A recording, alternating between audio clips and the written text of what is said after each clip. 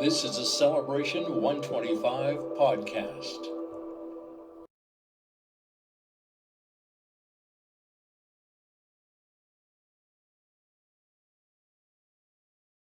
By the way, on the one page where you have the tale of two sisters in your book, the Limbert-Roussel family tree, that's fun to look at that. Now, forgive me if you touched on this and I missed it, but how did the Westlins come into the picture here? Well, Auntie Josephine Castonguay, who was my Grandma Annie Rose Limbert's sister, had married Ned Roussel, and she had Florence and David with Ned Roussel. And Ned, unfortunately, had a heart attack and died, and left Auntie Josephine as a single mother.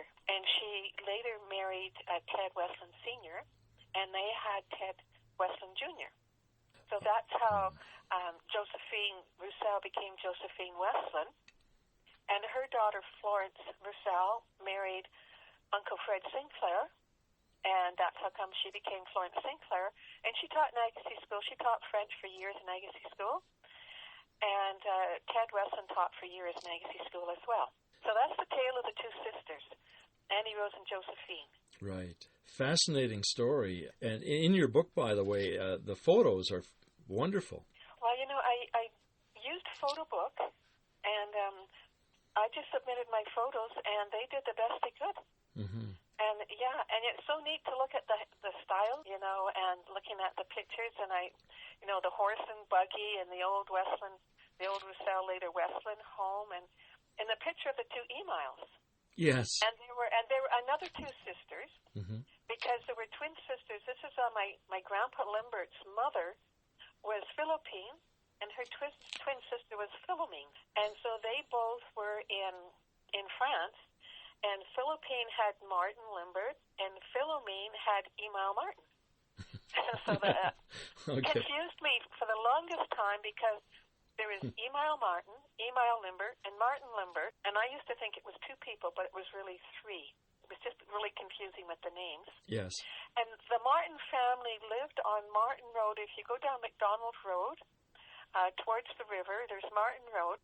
And the Martin family lived down there just where the road turns into a corner. And so they were also related. That was my grandpa's sister, Maria, and my grandpa's, his cousin, Email Martin. And they had a family there. And so that's where Email Martin and Leonne Martin were grandpa's first cousins. And then Leonne Martin had married Ferdinand Louis. So my name is actually the two Louis. Leonne married Fernandine, and Fernandine Limbert was named after Ferdinand Louis, and so I've got the two Louis names. And the Louis family were a strong family in Agassiz for a long time. In fact, Karen Louis Craig has been very involved with the Historical Society and with the Harrison Festival, and her grandmother was Leonne Louis. So we have that connection there with the Louis. So there was a strong French-speaking community in Agassiz. At that time, yeah. You have to really focus on everything you said there, because it weaves in and out of so many different people. The different families, and the one family I really haven't touched on, and that might be another story, is the Tuyttens, because they came in the early 1900s. The old house that I live on, the house on Tuyttens Road, I call her my painted lady, the old yellow farmhouse, was built around 1907, 1909, and there were the three Tuyttens brothers. There was Morris, and Jerome, and Raymond. And they all had farms in Agassiz, and they were all very involved with the Agassiz community, particularly the Agassiz Church. I can remember with the Agassiz Fall Fairs, when they used to have the hall, was just full of, the ladies used to get together, and they used to do so much embroidery and knitting and crocheting. Mm-hmm. And so there's always Auntie Cora and Auntie Amelia always had so much handiwork done. They did it all the time, and that was just a thing that the farming women did. In the evenings, in the winter, they did all their handiwork. And so they were very strong in the community at that time. Wow. And that's Tuyttens Road is named after the Tuytten family. Mm-hmm. Okay, well, thanks, Leonne. By the way, regarding the book, is there a way, if anyone wanted to get it, that you can buy this at all? Actually, Actually, no. I only had enough copies made to give to the family members. Oh, I see. Okay. And the one that you have, you're on the museum board, aren't you? Yes, yes. Mm-hmm. Would you like to donate it to the museum for me? Okay, I will gladly do that, yes. I had one set aside, and I gave it to you specifically thinking you could donate it, because I just haven't got down to the museum to donate it. Right, okay. All right, that's terrific. I will do that. I'll let you know. I'll pass it on to Shar Murray, who's the new manager there. Yes. Okay. Yeah, so I think it's at Limbert Mountain, and some people would call it the Old Cemetery Mountain, but Limbert Mountain and Limbert Mountain Road are still very, very visible in Agassiz, and it's over a century old. You know, and I was thinking that grandpa came in 1900, and it was been in the family for well over 115 years. So it's very much a part of our life and very much a part of the French-Canadian community in Agassiz and the St. Anthony's Catholic Church, along with the Tuyttens. Something you and I touched on before, not in this interview, but at another time, was the fact, I know, speaking for myself and for many others, many people tend to think of the Dutch community in Agassiz as sort of the dominant community, but they didn't really come, did they, till the 50s after World War II. The French community has been here much longer. The French community was here right in the late 1800s, and they settled in along about the same time as the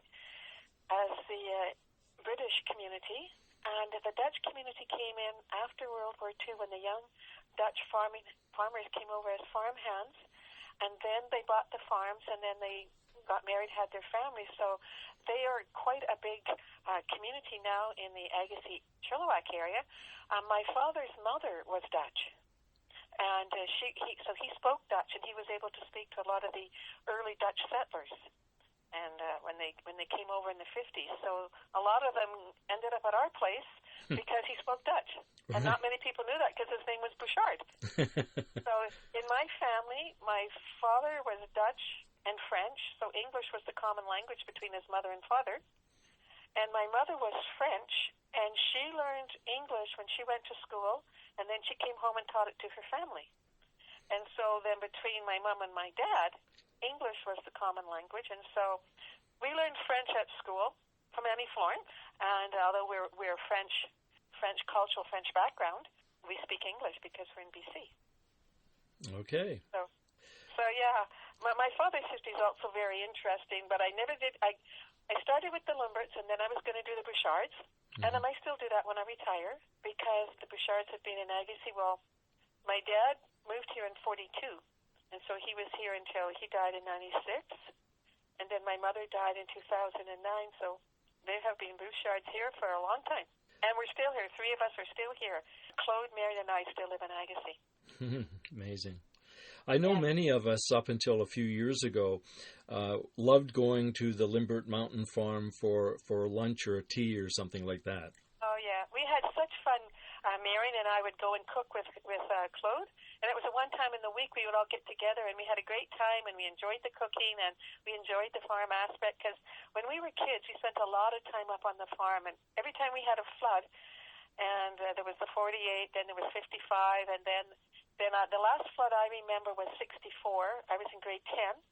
And we had to walk all of our cows over to Limbert Mountain. So it took us almost all day to get our cows from Tuyttens, from the Tuyttens road up to the Limbert Mountain farms, and we were there for 3 weeks.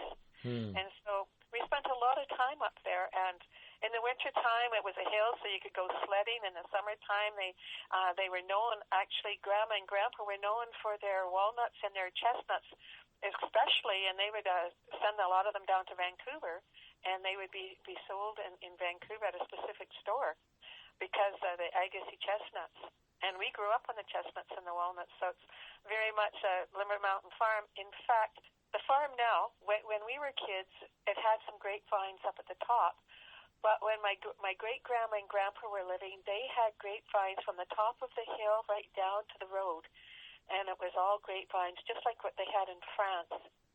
And my great-grandma, she was an expert in French cooking, and she taught my mom, who was an expert in cooking, and so very much brought that French lifestyle. And then my grandma had the French-Canadian lifestyle from Quebec. So it was very interesting for us as children to go on the mountain. In fact, the old swing, if you drive by on Limbert Mountain Road and you look up at the house, the old swing is there that was built by Uncle Phil when he was 15. And so that swing has been so much a part of family pictures and family experiences. So that's the one thing that I would say is left on Limbert Mountain Farm now is that swing. And everybody talks about the swing because as kids they all visited it. And I noticed that you had Pat Cameron Lidstone talk about the flood and her experiences. They just lived down the road from Grandma's.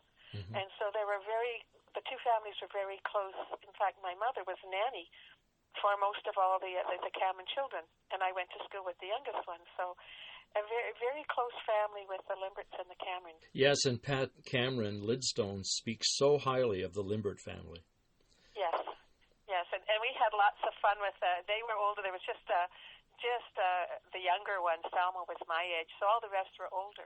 But yeah, we had lots of fun. The Camerons were just such a lot of fun. The whole family. It was a large family, but what a good family they were. And I can still remember Thelma and Bill Cameron, the parents. Oh my goodness, Bill worked for the district, and he had such a sense of humor. Oh my goodness, he was funny, and we just had great times.